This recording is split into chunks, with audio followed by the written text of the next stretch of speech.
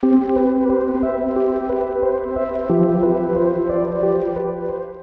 everyone, I'm Stacy with Hi Stacy. Hi everyone, I'm Stacy and I am the CEO and CVO of SEH Designs LLC. Today I am going to show you a very quick and easy way to create your own spiral end cap for leather. In case you're in a pinch, watch this video. Today I am going to show you how to make your own clasp if you're in a pinch. So here is what I'm going to be showing you how to make. I'm going to show you how to make the coils, and then just as a bonus, just a little clasp here. And I started wire working, so this is what I strung up. This is my first piece, so I don't know how good it is. I don't know how bad it is. All I know is that I like it, and I thought it would look sharp on leather cord.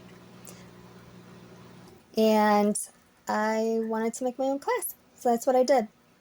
First of all, I didn't have any coils. Oh, crying out loud. I didn't have any coils or end caps, so I made my own. And I thought it would be fun to show you how I did it. So I'm just going to put this on real quick because I like it. Okay, so also what I did, I'm just showing you what I did because I'm starting with some wire working, so I don't know. I thought it would be fun, change of pace. And then this is what I'm going to be putting on a cord. It's supposed to be a flower.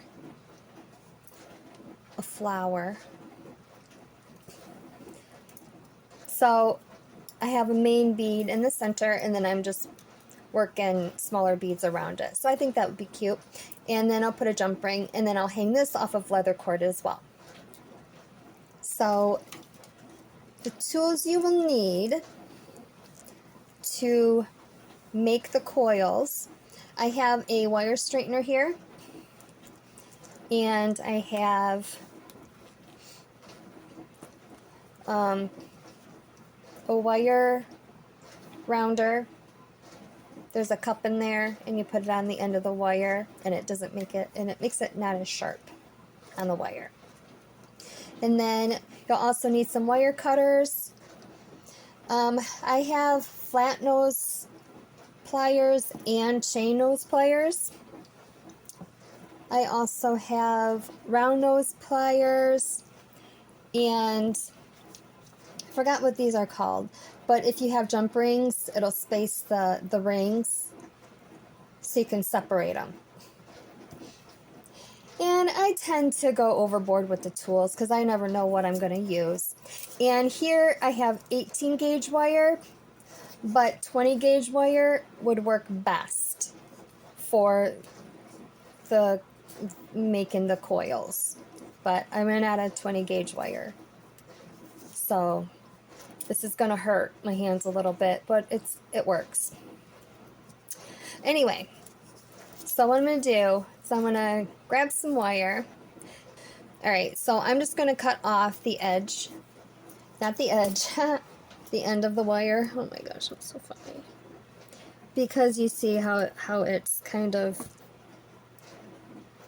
I don't know if you can see that, but it's a little flat on one end. So to make a clean cut, I'm just going to snip that off.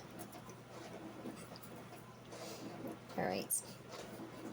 So the leather I'm using, I have 3 strands, because when I string pendants on leather, I do like the thickness. I think it's really cool and really edgy. Not that I'm an edgy person. I just think it adds a little something to pendant. So I have 3 strands here. I like to work in odd numbers. I just think it gives the eye a focal point for a lot of things. in this case, I just like odd numbers when working with jewelry. And I think a lot of other jewelry makers and designers feel the same way.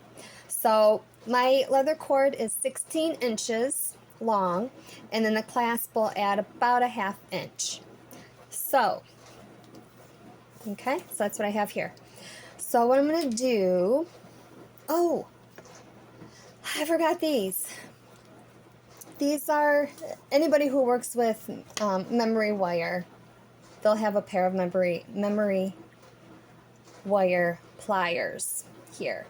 That's what these are. So these are very, very strong. But they're also great for making coils as well.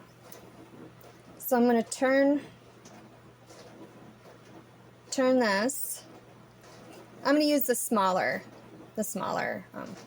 size. So I'm going to go, whoop. I'm going to make about 4 coils. Now, when you wrap the wire, oh, for crying out loud. All right. So when you wrap the wire, when the wire meets the beginning, that's 1 coil. So there's 1,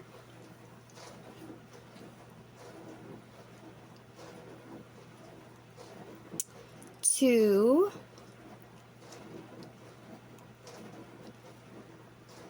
3,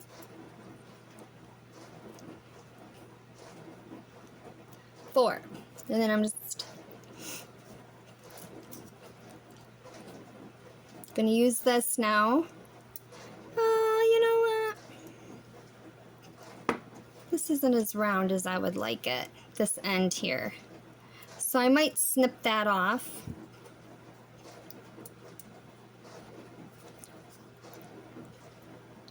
Snip that off, and then just go around again. And making your own clasps, you can do that. You can do whatever you want. So I'm going to go around one more time. Or a little bit more. Not one more time. But I do want that edge to meet up. I'm so sorry if my focus is off. Okay, so now I'm going to use my separators here. And I'm going to separate my coil like so. And this may take some finessing.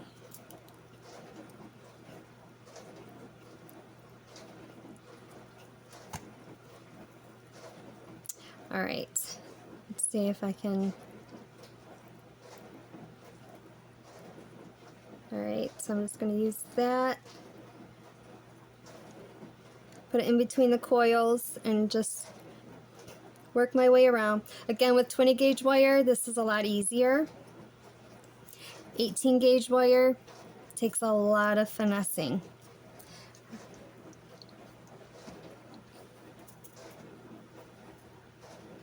And I might edit this part out. That's how much finessing this takes. Let's see. All right, there we go. All right, there we go. So I have some space there. A little bit of space there.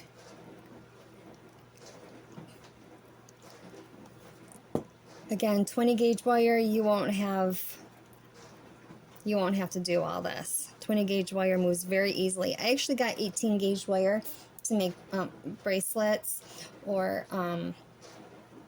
clasps. Not like this, though. I'm talking like bigger clasps.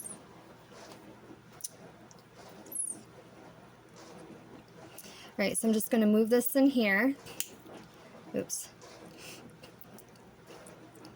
Yeah, 20 gauge wire is a lot better for making coils, jump rings, because as you can see, I am having issues here, having a little difficulty. But you work with what you got. And as designers, artists, we can do this. We got this. Am I right? All right, so I'm just gonna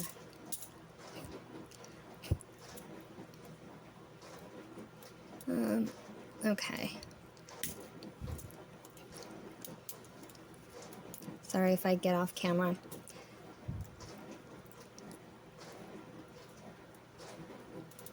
Okay.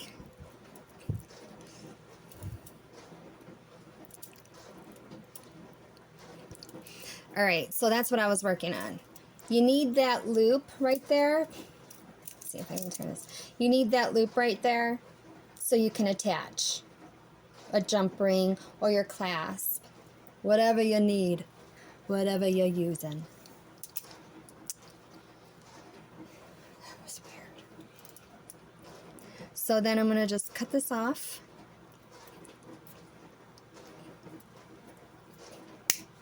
Okay, put that off to the side. Make a clean start here. All right, and then you see that overhang there? I'm just gonna trim that.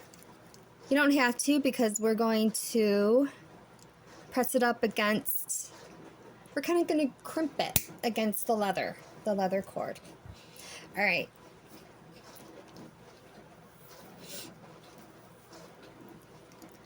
So, I don't need those anymore. I don't need these anymore. Okay. I will be using these. Didn't need those. All right. So now I'm going to stretch my cord so it's like this. And I did make one on the other end there. So anyway, I'm going to even out my cords. All right, and since I have 3, I'm going to kind of make a triangle, I guess you could say. Well,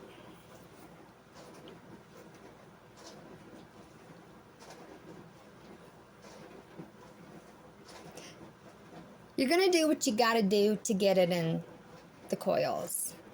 All right, and then you're just gonna push them in there. You got to make sure they all go in there. And let's say you have 5. You have 5 strands of cord. You're going to make your coils bigger, obviously, because you want them all to go in the coil. And you can see when they're popping through that they're in there. All right.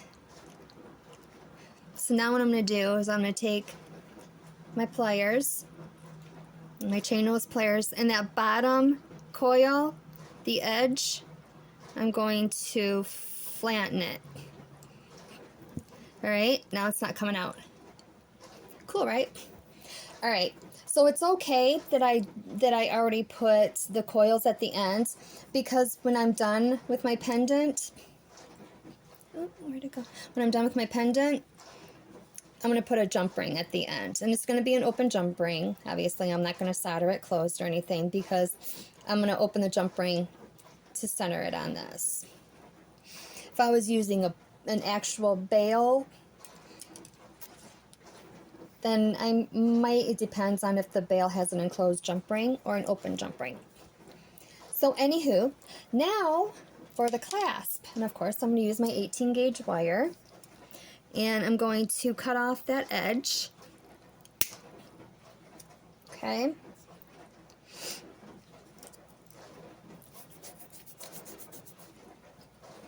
And then I'm going to use these, because this is consistent. Now if you see here, the round nose pliers, they taper. So, and you can use round nose pliers. Okay, so let me tell you the rule of thumb for round nose pliers. If you make coils or jump rings or anything that It has to be evenly rounded. You have to remember where you put it. Like if you're making a couple jump rings and you don't want to make an all, you know, a coil of jump rings, this would not be good.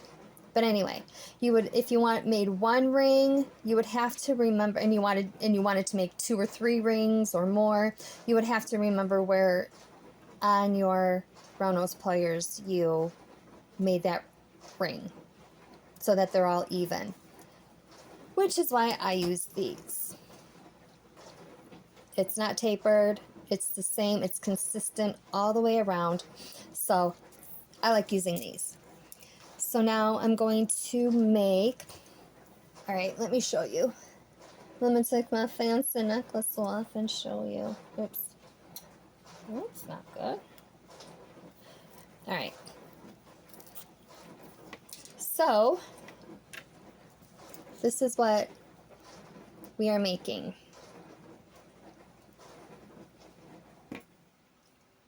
We're making this figure 8 right here. That's attached. That's already attached to this. So you can see right here what we're making. And then make this. And it just hooks. See?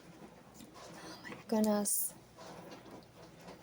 I'm impressed. All right. I'm going to make that figure 8 first. So all that is, you just put the ends in here. And I do work off the spool. I hate wasting.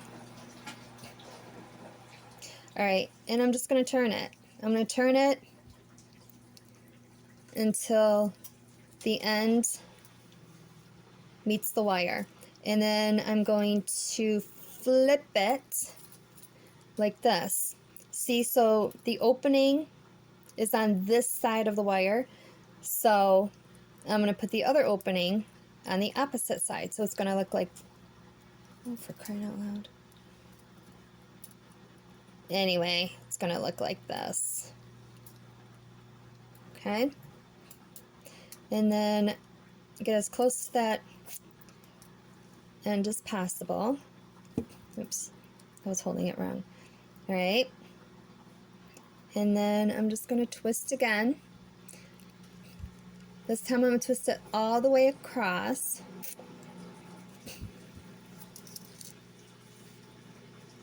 Like this.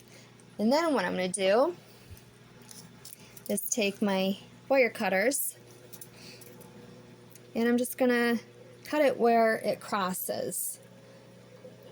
Where I cross the wire, I'm just going to cut it right there.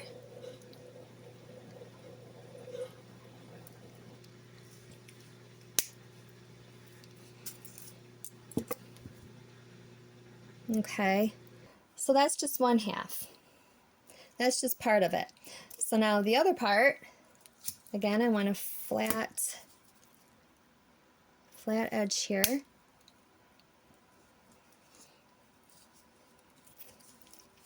So now I'm going to make the hook. So all that just starts out with 1 loop on the bottom. Okay, like that. And then I'll use the bigger loop here on the other side, just like we started this one, but we're not going to go all the way across. All right, so just like this.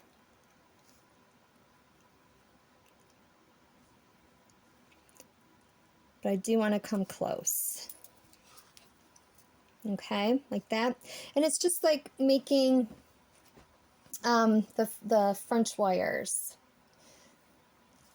And well, the French wires would start out like this. And then I'm also going to bend it a little bit here, just like in the French wire. And then that's where I'm going to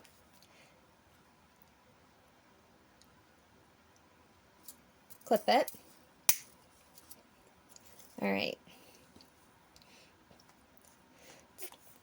Now, since this is going to be, you're going to be handling this end, and I mean, the edge is, it's flat, but the edge is a little sharp. When you run your finger across it and it hurts, you need to smooth it out. So that's where this comes into play. So I'm just gonna twist, twist, twist.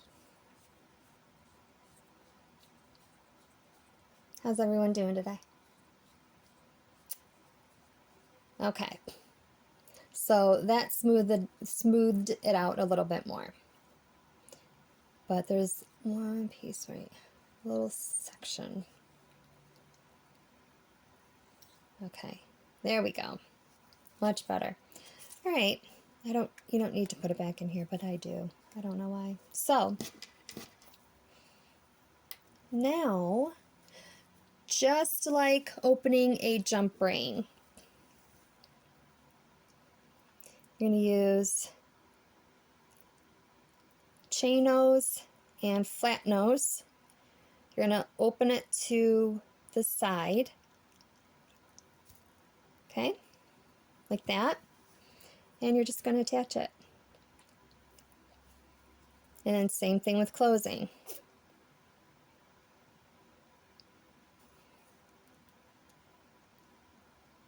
And close it.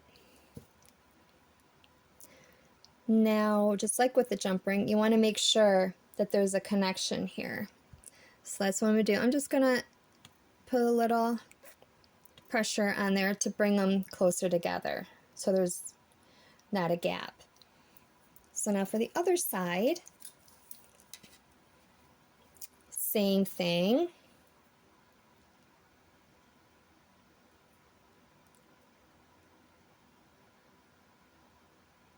All right.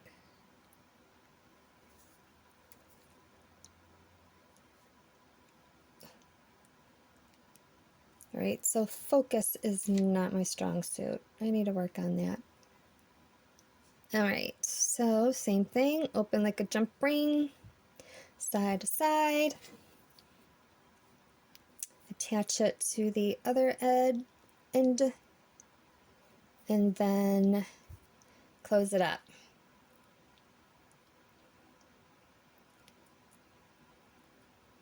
And that's it. That is it. You made your own clasp. Yay! That's it. Now you can just hook it on, and it's beautiful. It's beautiful. Thank you so much for watching the video. And as you can see, it is so easy to make jewelry findings for your own jewelry pieces. You can customize them however you want. Also, I want to invite you to my website, which will be in the description below, where you will find so many handcrafted, nature-inspired, meaningful jewelry pieces. So I hope you enjoyed the video, and I'm going to sign off so I can have lunch. See you later.